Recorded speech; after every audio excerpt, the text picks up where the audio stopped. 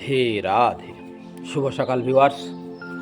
আজকের দিনের প্রধান চিন্তা আমাদের এরূপ হওয়া উচিত, আমাদের প্রার্থনা আরও সুন্দর এবং ফলদায়ক হয় যদি আমরা অন্য সময়েও মনে মনে সৎচিন্তা বা সদ্ভাব পোষণ করি।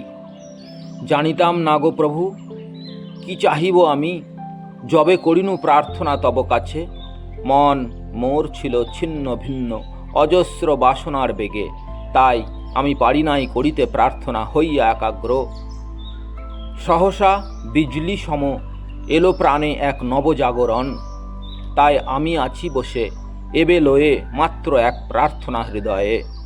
ভরিবে গো তুমি মোরে একমাত্র তোমারই প্রেমের সম্ভারে, চাহি শুধু এই আমি করিয়া একাগ্র মোর সমস্ত অন্তর আত্মা মন প্রাণ হইতে।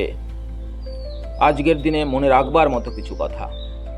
যতদিন আমাদের জীবন বাহিরের কোলাহলে ভরিয়া থাকে, ততদিন আমরা আধ্যাত্মিক জগতের সূক্ষ্ম কলধ্বনি শুনিতে পাই না, অথবা সে রাজ্যে প্রবেশের কোনো আশাও মনে পোষণ করি না। আবার যখন আমরা দিনের পর দিন অন্তরকে সচেতন করিতে প্রয়াসী হই, তখন সত্যি আমাদের প্রার্থনা গভীর হইতে গভীরতর হয়। তখন শ্রী ভগবান আমাদের সামান্য ডাকও শুনিতে পান।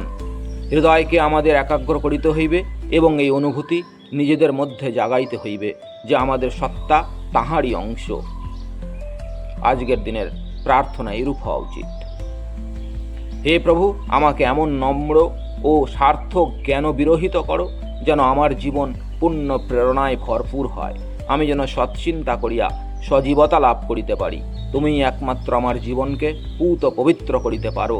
দাও ইহাকে পূর্ণতা এবং নিবিড় ভক্তিতে এ জীবন পরিপূর্ণ করো। রাধে রাধে।